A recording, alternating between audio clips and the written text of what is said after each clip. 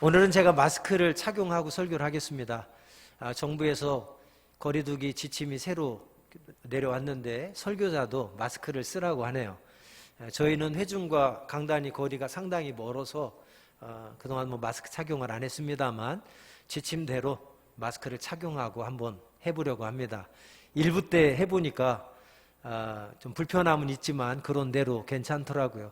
보시는 분들이 설교하면서 계속 마스크 끼면 답답할까 봐 그러는데 좀 듣는 거에 보는 거에 불편함이 있으셔도 이해하시고 잘 들어주시면 감사하겠습니다. 오늘은 본문 말씀을 중심으로 다 지나가되 라는 제목으로 함께 은혜를 나누겠습니다. 먼저 오늘 본문 15절과 16절 말씀을 한번 같이 보시기 바랍니다. 이 세상이나 세상에 있는 것들을 사랑하지 말라.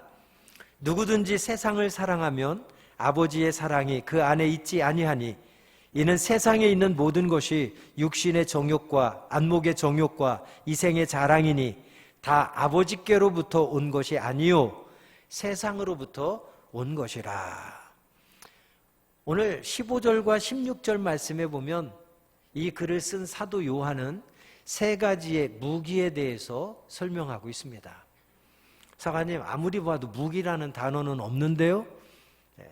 제가 무기라고 표현하는 이유는 사도 요한이 15절과 16절에서 말하는 세 가지는 태초부터 시작해서 지금까지도 인간을 유혹하고 인간을 파멸의 길로 인도하면서 인간을 죄를 짓게 만드는 유혹의 도구, 유혹의 무기로 사용하고 있는 것들이기 때문에 제가 특별히 무기라고 표현을 했습니다.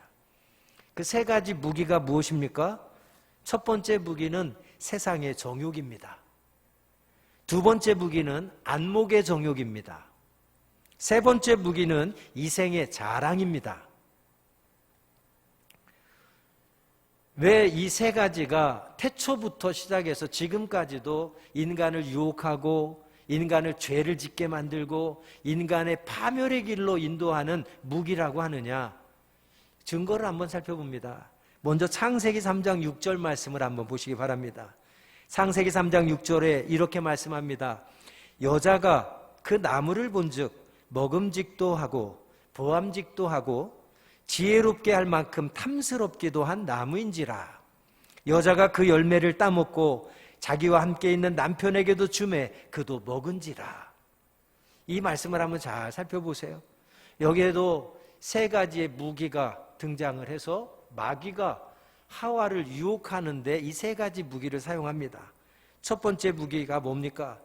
먹음직도 하고 육신의 정욕입니다. 인간의 기본적인 욕구로 유혹하는 거죠. 먹음직도 하고 먹고 싶게 만드는 그런 유혹. 이게 마귀가 사람을 유혹하는, 죄를 짓게 만들고 파멸의 길로 안내하는 첫 번째 무기입니다. 두 번째 마귀가 하와를 유혹하는 데 사용한 무기가 뭡니까? 보암직도 하고 안목의 정욕입니다. 보여지는 것에 어떤 충동을 느끼고 호기심을 갖게 하고 죄를 짓게 만드는 마귀가 사용하는 두 번째 무기, 안목의 정욕, 보암직도 하고. 세 번째 무기가 무엇입니까? 지혜롭게 할 만큼 탐스럽기도 한. 지혜롭게 할 만큼 탐스럽기도 한. 그게 무슨 의미예요? 이거 먹으면 너도 눈이 밝아져서 하나님처럼 될 거야. 하나님처럼 되고픈 욕망, 욕구. 이게 뭡니까? 이생의 자랑이라는 무기입니다. 신약에도 보면 누가복음 4장에 예수님께서 광야에 가서 40일 동안 금식을 합니다. 40일 금식 기도를 한 예수님께 마귀가 찾아와서 예수님을 시험합니다. 이때에도 이 세 가지 무기를 예수님께 사용하고 있습니다. 첫 번째 무기가 뭡니까? 누가복음 4장 3절에 이 돌을 명하여 떡이 되게 하라. 떡이 되게. 40일을 금식했으니 예수님도 얼마나 배가 고프겠습니까? 육신의 몸을 입었기 때문에 먹고 싶은 충동, 욕구가 있겠죠. 그거를 이용해서 마귀가 유혹하는 거예요. 이 돌들을 떡이 되게 하라. 그리고 네가 먹어라. 육신의 정욕입니다. 마귀가 예수님께도 사용한 두 번째 무기는 무엇입니까? 누가복음 4장 6절과 7절 말씀해 보니까 네가 만일 내게 절하면 천하 만국을 다 너에게 주겠다. 안목의 정욕으로 마귀는 예수님을 유혹합니다. 나한테 한번 절해봐. 내가 천하 만국 다 너에게 줄게. 안목의 정욕, 보여지는 것. 천하 만국의 주인이 돼? 천하 만국을 내가 다 소유할 수 있어? 보여지는 화려함에 대한 유혹을 하고 있는 거지요. 두 번째 무기입니다. 안목의 정욕. 마귀는 예수님께 세 번째 무기를 사용하여도 유혹합니다. 세 번째 무기가 뭡니까? 누가복음 4장 9절부터 11절까지 말씀 보니까 예수님을 성전 꼭대기로 데리고 올라갑니다. 그리고 거기서 한번 뛰어내려라. 그러면 너의 하나님이 천사를 보내서 너를 안전하게 지켜줄 것이다. 뭡니까? 이생의 자랑. 내가 이런 사람이야. 성전 꼭대기에서 뛰어내렸어도 털끝 하나 상하지 않고 내 아버지 하나님께서 나를 안전하게 지켜주시고 보호해 주신 내가 이런 사람이야. 자랑하고 싶은 욕구. 바로 이 생의 자랑의 무기를 가지고 예수님을 유혹하고 있음을 우리는 보게 됩니다.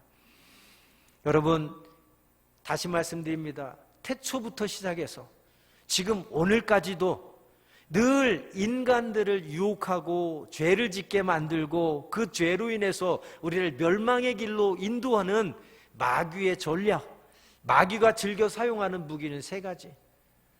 육신의 정욕, 안목의 정욕, 이생의 자랑이라고 하는 무기를 사용하고 있다는 것입니다.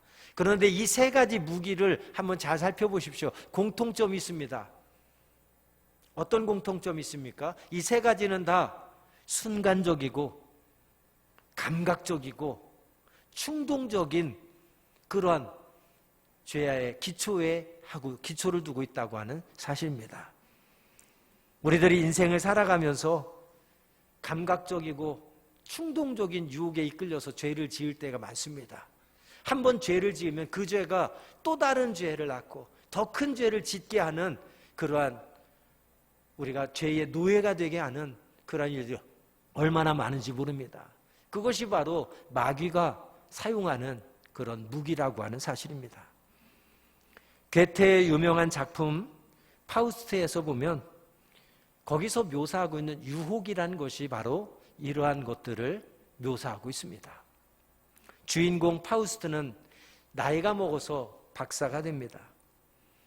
늦은 나이에 박사가 되었지만 나이가 먹어도 늙어가도 그가 자유롭지 못한 것은 감각적이고 충동적인 유혹에서 자유롭지 못하더라 하는 것입니다. 그래서 악마 메피스토펠레스는 아름다운 처녀의 환상을 그에게 파우스트에게 보여주면서 그를 술자리로 인도합니다. 술을 마시게 하고 마약을 먹게 해서 그로 하여금 죄 가운데 빠지게 만들죠. 그런 유혹의 자리에 빠진 파우스트는 그레트렌과 사랑에 빠집니다.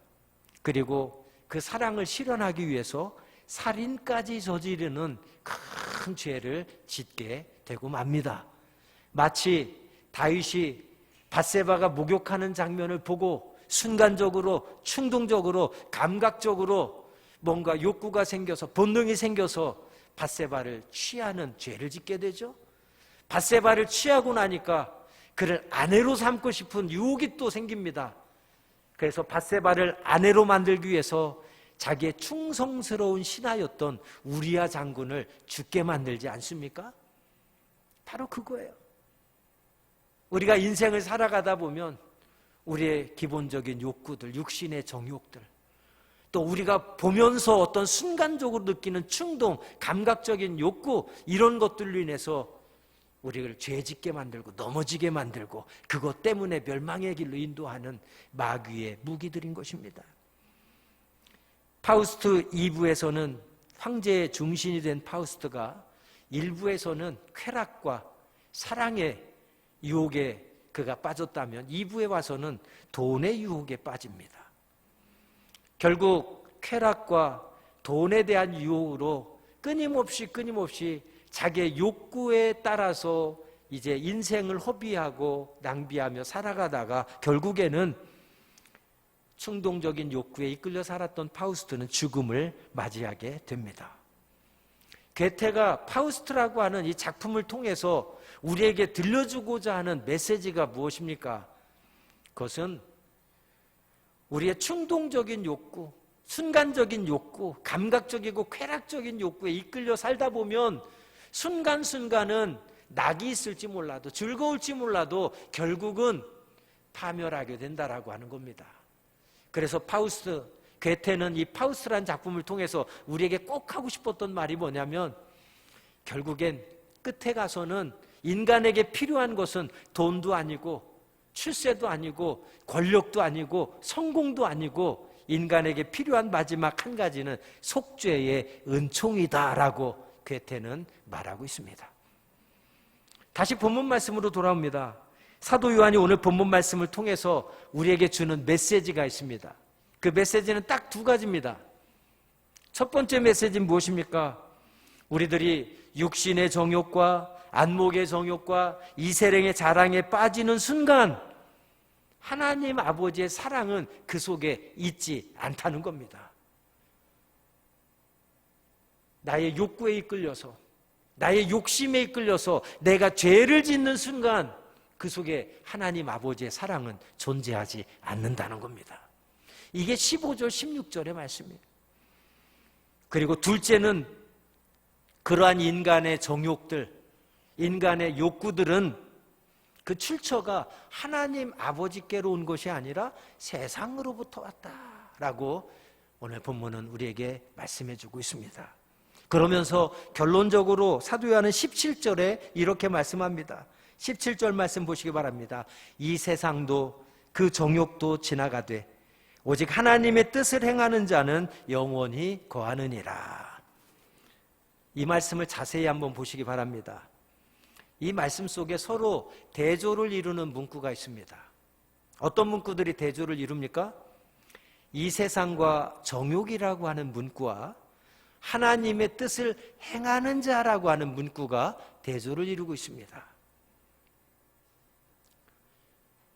서로 이 두 가지의 문구를 반대의 개념, 대조시킨 저자의 의도가 있습니다. 왜 서로를 대조하면서 말합니까? 저자가 의도하는 바가 있기 때문에 그래요. 그 의도가 무엇입니까? 이 세상과 정욕은 다 지나간다. 이 세상은 영원하지 않습니다. 끝이 있다는 겁니다. 잠깐 성경은 그래서 인생을 아침 안개와 같다, 또 나그네와 같다, 잠시 보이다 사라지는 것이라고 말합니다. 오늘 본문에서 그런 거예요. 육신의 정욕, 안목의 정욕, 이생의 자랑, 인간이 느끼는 모든 욕구들, 욕심들, 이런 것들은 영원한 것이 아니에요. 세상이나 세상에 있는 것들, 우리가 세상 쪽에 너무 좋은 게 얼마나 많습니까? 요즘 세상에 우리의 마음을 빼앗는 것들이, 우리를 재밌게 하는 일들이 얼마나 많습니까?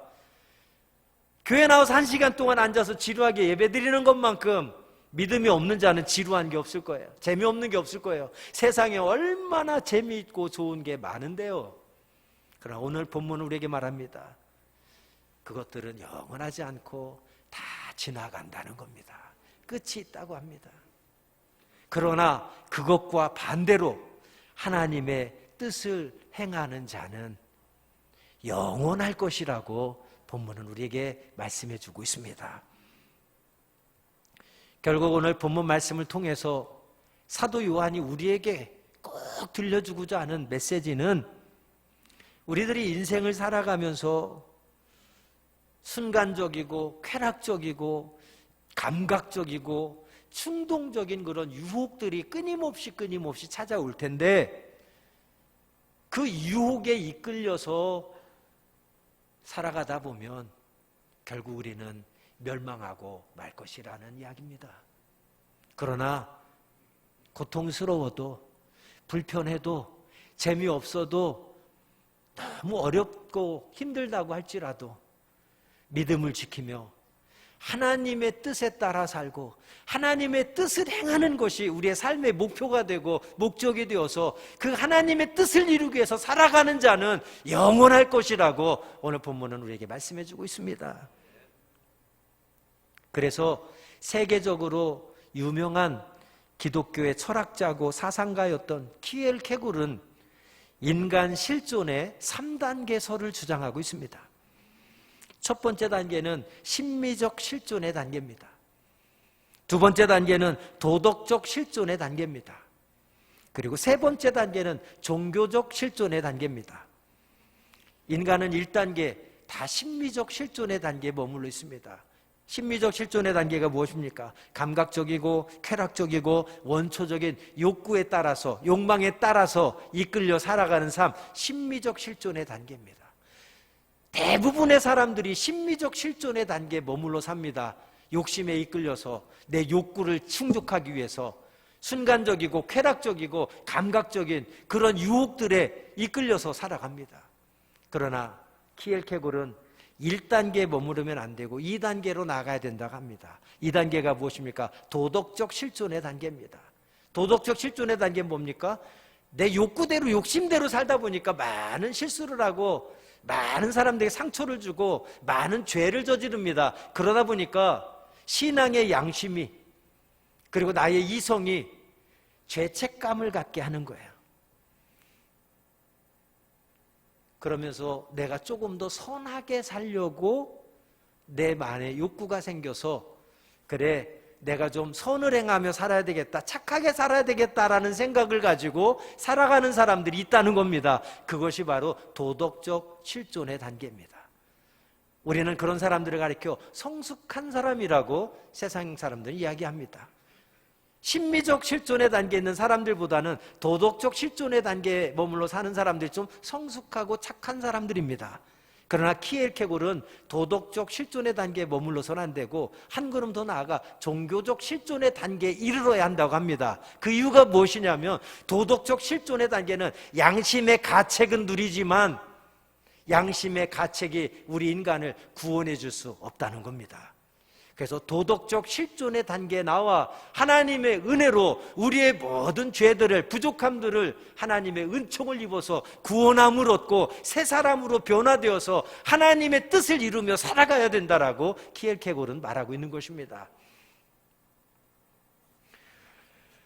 다시 말해서 종교적 실존의 자리에서 살아간다는 것, 키엘케굴이 주창하는 3단계 종교적 실존의 단계에 살아간다고 하는 것은 다시 말하면 우리 인간의 목표가 단지 나의 욕심을 이루고 욕망을 이루려는 것이 아니라 영원하고 절대적인 것에 가치를 두고 살아가는 것이 종교적 가장 높은 단계에 살아가는 삶이라고 키엘케굴은 이야기합니다. 그렇다면 영원하고 절대적인 가치가 무엇입니까? 키엘케굴이 말하는 3단계 그런 가장 가치 있는 삶의 단계, 가치 있는 것이 무엇입니까? 그것을 사도 요한은 오늘 본문 17절에서 영원하신 하나님의 뜻을 행하는 것이라고 말씀하고 있는 것입니다. 사도 요한은 마태복음 12장 5절에서 예수님께서 예전에 하셨던 말씀을 절대 잊을 수가 없었던 것 같습니다. 무슨 말씀입니까? 마태복음 12장 50절 말씀 함께 보겠습니다. 누구든지 하늘에 계신 내 아버지의 뜻대로 하는 자가 내 형제요 자매요 어머니이니라 하시더라. 누구든지 하늘에 계신 내 아버지의 뜻대로 하는 자라야 내 형제고 자매고 내 어머니다. 예수님께서 하신 말씀. 아마도 사도 요한은 그 말씀이 가슴에 새겨졌던 것 같습니다. 그래서 사도 요한은 인생의 목표를 아버지의 뜻대로 행하는 삶의 목표를 두고 주님이 부르시는 그날까지 마지막 순교당하는 그 순간까지 사도 요한은 예수 그리스도의 복음을 전하는 일과 형제를 사랑하는 일에 올인해서 모든 것을 아낌없이 다 쏟아부으며 살았던 사람인 것입니다. 성지순례를 가면 우리가 놀라운 사실을 하나 발견합니다. 그것은 그 당시에 초대교회 당시에 돈과 쾌락과 명예와 권력을 쫓았던 사람들이 있습니다. 그것에 삶의 목표를 두고 그것을 성취하고 그것을 이루기 위해서 살았던 사람들이 있습니다. 그 사람들이 남긴 흔적을 보면 다 심판과 멸망의 흔적밖에 남은 것이 없습니다. 그런데 당시에 돈이나 명예나 쾌락이나 권력을 쫓아간 것이 아니라 신앙을 지키며 믿음을 지키며 예배의 자리를 떠나지 아니하고 하나님을 예배하는 일을 중단하지 아니했던 신앙의 사람들이 남긴 흔적은 오랜 세월이 지났어도 지금도 성지가 되어서 많은 사람들이 그곳을 찾고 많은 사람들이 그곳을 통해서 큰 도전을 받고 은혜를 받는다고 하는 사실입니다. 무엇을 말합니까? 인간의 욕구에 따라서 욕심에 따라서 이끌려 살아갔던 인생은 먼 시간이 지나고 그들의 삶의 흔적을 돌아볼 때 심판과 멸망밖에 남은 것이 없다라는 것입니다. 그러나 당시에는 핍박 속에 살았지만, 고통 속에 살았지만, 참 힘들고 어렵고 불편하게 살았지만 그들의 삶의 흔적은 돌아보니까 지금도 하나님께서 그것을 거룩하게 여기시고 많은 사람들이 찾아가서 도전을 받고 은혜를 받는 그런 구별된 장소로 하나님께서 축복해 주셨다고 하는 사실입니다. 아마 성지순례를 다녀오신 분들에게 설문조사를 해서 어디가 넘버원이냐, 어디가 정말 제일 좋았냐라고 하면은 아마 1위는 데린 쿠유라고 하는 성지가 1위가 될 겁니다. 터키 갑바도기아에 있는 지하 도시입니다. 데린 쿠유. 이 데린 쿠유는 지하 우물이라고 하는 뜻입니다. 이것은 지하 60m까지 땅을 파고 들어가서 땅 속에다가 도시를 만들어 놓은 곳이에요. 당시에 무려 초대교회 교인들이 로마 정부의 핍박을 피해서 이 데린 쿠유에 들어가서 지하 60m나 되는 땅 속에서 약 2만 명이 이 속에서 살았습니다. 2만 명이. 총 지하 20층의 그 높이에 깊이에 해당됩니다. 지금은 지하 60m 중에서 30m까지만 개방을 해서 공개하고 있습니다만 이 지하 60m까지를 보면 지하 20층의 규모입니다. 지하 20층의 깊이. 그런데 길이 내려가는 길이 얼마나 비좁은지 모릅니다. 허리를 바짝 숙이고 정말 몸을 구부리면서 지하 8층을 따라 내려가면 지하 8층 거리에 예배당이 있어요. 큰 채플이 있습니다. 그곳에서 그들이 함께 모여 하나님을 예배했던 장소입니다.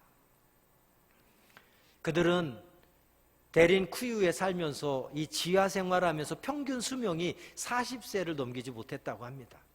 오래 살지 못하고 다 일찍 죽었어요. 너무나도 불편하고 힘들게 살았지만 여러분 이 그림을 보십시오.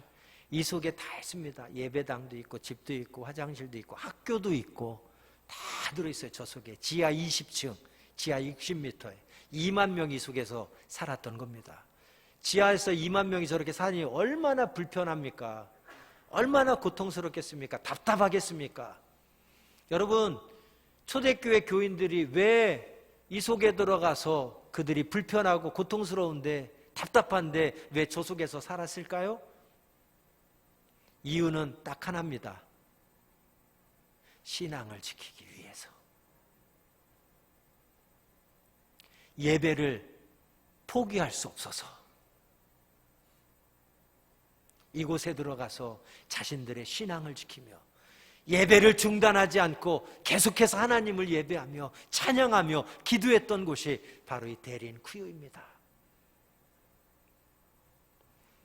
성지순례를 가본 사람들은 이곳을 방문할 때마다 큰 감동을 받습니다. 신앙에 큰 도전을 받습니다. 와, 이들의 삶을 이곳에 와서 직접 눈으로 보니까 나는 지금 얼마만큼 편안하고 좋은 환경에서 신앙생활하고 있는데 얼마나 내가 게으르고 나태하게 예배하고 기도하고 했는지 자신을 돌아보면서 하나님 앞에 다 회개하고 눈물을 흘려서 새롭게 다짐하는 곳이 바로 이 데린 쿠유입니다.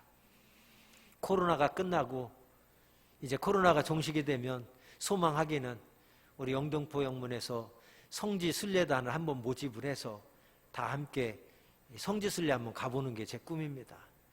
그때 가서 데린 쿠유에 가서 오늘 설교 말씀을 생각하면서 우리 스스로의 신앙을 돌아보는 그런 날이 왔으면 좋겠습니다.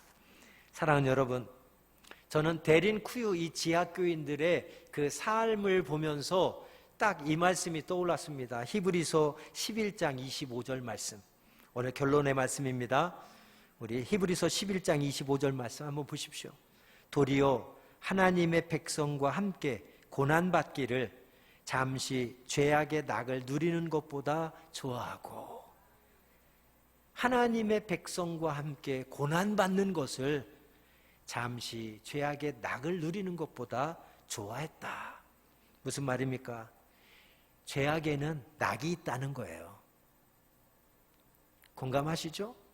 사람들이 왜 죄를 짓습니까? 죄 속에는 낙이 있기 때문에, 즐거움이 있기 때문에, 그래서 그 유혹을 못 벗어나고 절제하지 못하고 순간적이고 찰나적이고 감각적이고 충동적이고 쾌락적인 욕구에 의해서 죄악에 빠지는 거예요. 왜? 죄악에는 낙이 있기 때문에. 그러나 오늘 히브리서 11장 25절은 뭐라고 합니까? 죄악에는 분명히 낙이 있어요. 그러나 그것은 영원하지 않다는 겁니다. 잠시 누리는 거라고 히브리서 11장 25절은 이야기합니다. 그래서 잠깐 낙을 누리는 것보다는 내가 불편해도 힘들어도 고통스러워도 어려워도 하나님의 백성들과 더불어 고난받는 것이 더 좋다는 겁니다. 할렐루야. 오늘 이 말씀이 저와 여러분의 가슴에 새겨지기를 바랍니다.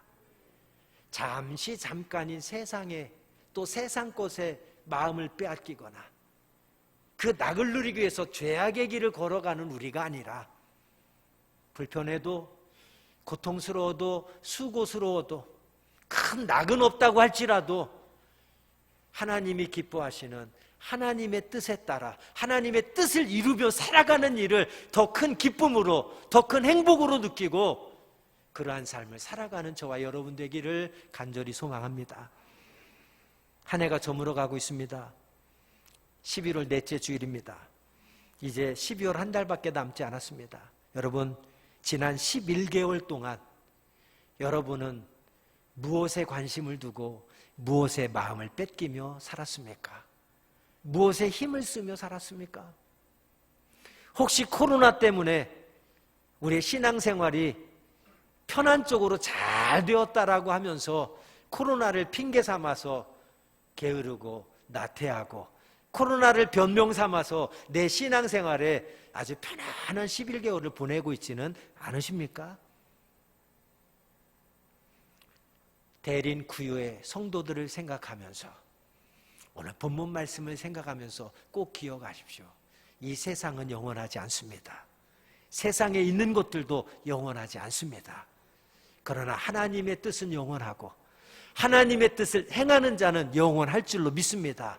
여러분들이 잠깐 죄악을 누리며 낙을 즐기는 삶보다 불편하고 수고스럽고 고통스럽고 외롭지만 하나님의 뜻을 이루기 위해서 나의 신앙을 지키며 하나님을 기쁘게 하는 일에 올인하는 하나님의 백성들이 되시기를 주님의 이름으로 축원드립니다. 기도하겠습니다.